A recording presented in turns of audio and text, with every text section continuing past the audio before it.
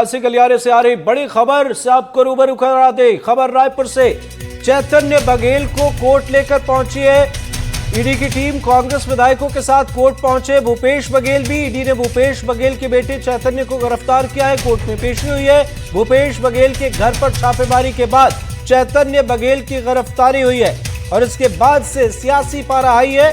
सदन में भी हंगामे की तस्वीर देखने को मिली।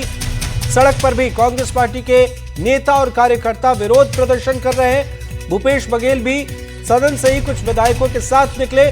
कुछ विधायक सदन से सीधे निकले अदालत की तरफ और यहां पर अभी गहमा गहमी का माहौल है।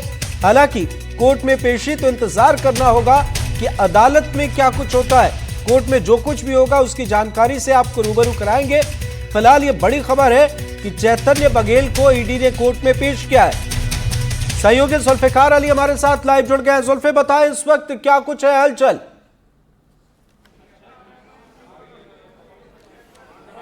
अब यहाँ पे मैं तस्वीरें सीधे तौर से यहाँ पे दिखा देता हूँ कि सबसे पहले किस तरीके की यहाँ पे गहमा गहमी है, क्योंकि ये कोर्ट परिसर है और रायपुर डिस्ट्रिक्ट कोर्ट का ये 5th फ्लोर में ईडी की स्पेशल कोर्ट है। आप देखिए कितनी भीड़ नज़र आ रही है और जो भीड़ के पीछे जो है घिरे हुए हैं पूर्व मुख्यमंत्री भूपेश बघेल और उनके समर्थन में देखें पूर्व मंत्री मोहम्मद अकबर, जय सिंह अग्रवाल, ये तमाम जो लोग हैं वो यहाँ पे पहुँचे हैं। हम जहाँ तक जा सकते हैं वहाँ तक आपको तस्वीरें दिखाने की कोशिश करेंगे, क्योंकि यहाँ पे सुरक्षा में लगे हुए जवान खड़े हुए हैं, क्योंकि ये कोर्ट परिसर है। कोर्ट परिसर का अपना एक प्रोटोकॉल होता है।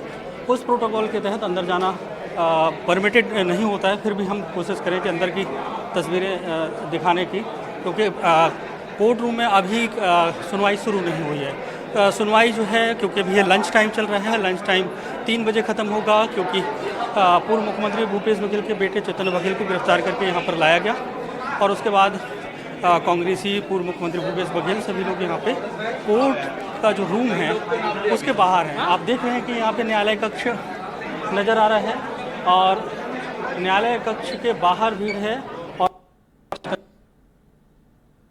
और उनके समर्थन में जो लोग हैं वो खड़े हुए हैं।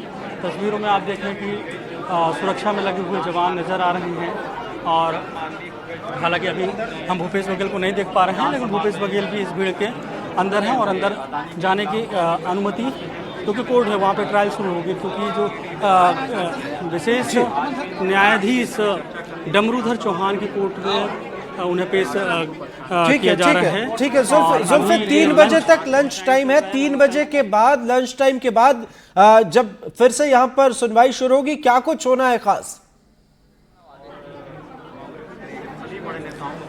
जो बातें निकल कर आ रही हैं, क्योंकि ईडी उन्हें गिरफ्तार करके लाई है और जो प्रक्रिया होती है, जो नियम है, उसके तहत गिरफ्तारी के बाद उन्हें कोर्ट में पेश करना और कोर्ट में ही या तो उन्हें जेआर मतलब जुडिशियल रिमांड, या उसके बाद जैसे ईडी ने गिरफ्तार किया है तो ईडी रिमांड, तो ईडी अपनी रिमांड मांग सकती है। और रिमांड मांगने की वजह ये होती है कि उन्हें अपनी इन्वेस्टिगेशन में बहुत सारे साक्ष्य जुटाने हैं और जो जिस तरीके से जो क्राइम हुआ है, शराब घोटाला हुआ है, उसकी जो मनी ट्रेल है, किस तरीके से किसकी कितनी संलिप्तता है, तो उनके बयान दर्ज करना और साक्ष्य जुटाना, तो उसके लिए रिमांड यहाँ से कोर्ट से ईडी मांग सकती है। तो अब सुनवाई जो है अब से कुछ देर बाद होनी है, क्योंकि जो लंच टाइम है, लंच टाइम 3 बजे तक होता है। अब जज अपने सीट पर बैठेंगे, फिर उसके बाद ईडी ने जो आवेदन लगाया होगा उस आवेदन में उनका नंबर कौन सा आता है, क्योंकि ऐसा होता है कि कई सारे आवेदन लगे हो सकते हैं, लेकिन अभी जो जानकारी नहीं है कितने आवेदन लगे हुए हैं, किसकी सुनवाई करनी है। तो ईडी ने भी अपना यहाँ पे एक आवेदन दिया है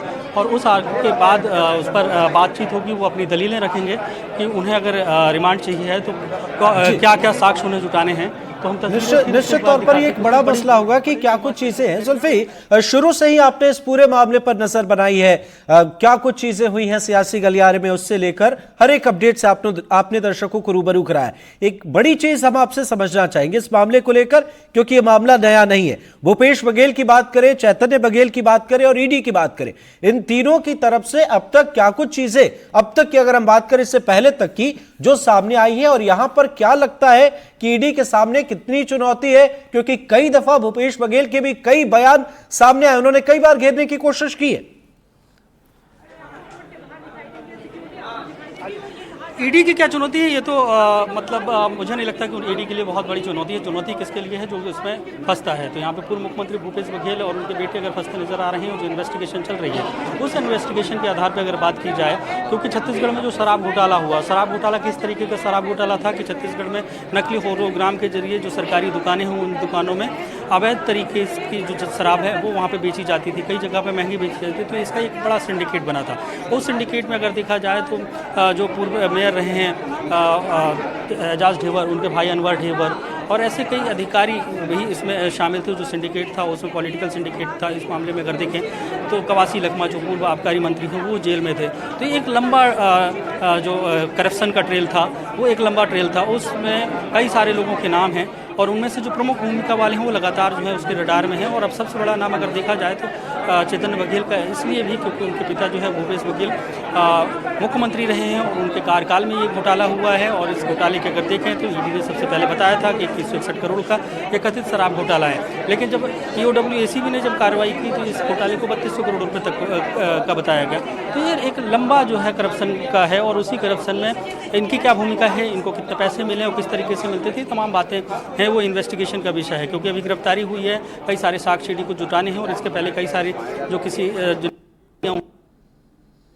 नाम दर्ज हुए होंगे, कुछ साक्ष्य मिले होंगे, जो डिजिटल साक्ष्य होंगे, उन साक्ष्य के आधार पर इसके पहले जो रेड पड़ी है तो इन्वेस्टिगेशन लगातार चल रही थी। तो अब ईडी ने उन्हें लिया है तो ईडी को अब पुख्ता हो गया कि इनकी भूमिका बहुत रही है और उसी आधार पे ईडी ने उनको गिरफ्तार किया। अब ईडी इनसे भी इनके बयान दर्ज करेगी, पूछताछ करेगी और इसमें पैसे कहाँ से मिले उनसे तमाम जो है तो उनसे बातचीत करना, पूछताछ करना और जो साक्ष्य जुटाना और उसको वेरीफाई कराना कहाँ कहाँ, तो इसके लिए वक्त चाहिए। तो ऐसे में ईडी उनकी रिमांड मांग सकती है चेतन बघेल की कि हमें रिमांड दी जाए। हालांकि अभी उनके वकील अंदर हैं, कितने दिन की रिमांड मांगती है ऐसी जानकारी नहीं है, क्योंकि ईडी अक्सर इन बातों को गुप्त रखती है जब तक चीज़ें बताने लायक नहीं होती हैं और मीडिया से वो बात करते नहीं हैं। ईडी जो है एक प्रेस विज्ञप्ति जारी करेगी या उनका जो सोशल मीडिया का हैंडल हो उसमें उसकी जानकारी देगी। लेकिन उसके बाद अभी क्योंकि हम यहाँ पे मौके पर मौजूद हैं और यहाँ की तस्वीरें देखिए, इस उमस के बीच में ये कार्यकर्ता हैं, समर्थक हैं भूपेश बघेल के, वो यहाँ पे पहुँचे हुए हैं। बिल्कुल बिल्कुल, लंच टाइम के बाद फिर आप यहाँ पर भी नजर बनाएं, वहां से भी अपडेट दें। लेकिन इससे पहले जुल्फी, एक बड़ा सवाल है कि सड़क से लेकर सदन तक हंगामे की तस्वीर नजर आ रही है, खासकर अगर हम बात करें पॉलिटिकली इम्पैक्ट की। क्या कुछ ऐसा है जिस पर गौर करने की जरूरत है? पॉलिटिकल इम्पैक्ट की बात करें, सीधे तौर से अगर देखें तो कांग्रेस शुरू से ही आरोप लगाती रही है कि ये राजनीतिक दबाव की वजह है, क्योंकि भूपेश बघेल या कांग्रेस है जो आक्रामक रहती है केंद्र सरकार के खिलाफ और केंद्र सरकार के खिलाफ आक्रामक रहने की वजह से उनकी जो काम है उस पर सवाल खड़े करते हैं। उसकी वजह से जो केंद्रीय एजेंसियाँ और केंद्रीय एजेंसियों का दुरुपयोग करते हुए जो विपक्ष है, खासकर क्योंकि सबसे बड़ा अगर देखें देश में भी देखें और छत्तीसगढ़ में भी देखें तो सबसे बड़ा विपक्ष जो है छत्तीसगढ़ में, तो सबसे बड़ी पार्टी है विपक्ष के तौर पर कांग्रेस, उनके नेताओं को डराने को, धमकाने को और उन पर प्रेशराइज करने के लिए इस तरीके की कार्रवाइयाँ की जा रही हैं। भूपेश बघेल इसके पहले भी बोलते रहे हैं कि उनके को इसलिए रडार पर रखा गया क्योंकि वो कांग्रेस पार्टी को सपोर्ट कर रहे हैं, कांग्रेस पार्टी के नेता हैं, असम के चुनाव की जिम्मेदारी उन्हें मिली, पंजाब के वो महासचिव बनाएंगे, तो ऐसी कई जिम्मेदारी उनको मुख्यमंत्री रहते हुए मिली।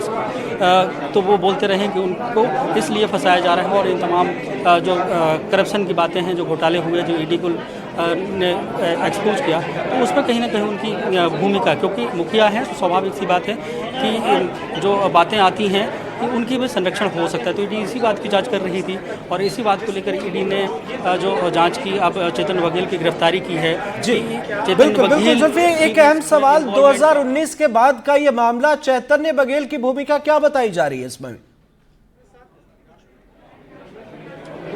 और लोग मौजूद हैं, उनसे ही बात करें। चेतन बघेल की जो भूमिका की बात करें तो भूमिका बिल्कुल साफ है कि शराब घोटाले की बात कही जा रही है। तो शराब घोटाले में जो करप्शन हुआ है और जो एक जो अवैध तरीके से शराब की बिक्री के जो सिंडिकेट के जरिए जो अरबों रुपए का घोटाला हुआ है, मनी लॉन्ड्रिंग हुई है, तो उसमें इधर चेतन वकील की भी उसमें भूमिका है, उनके पास भी उस करप्शन का पैसा आया और उस पैसों को उन्होंने कहाँ पे उपयोग किया, तमाम मनी लॉन्ड्रिंग की बात है।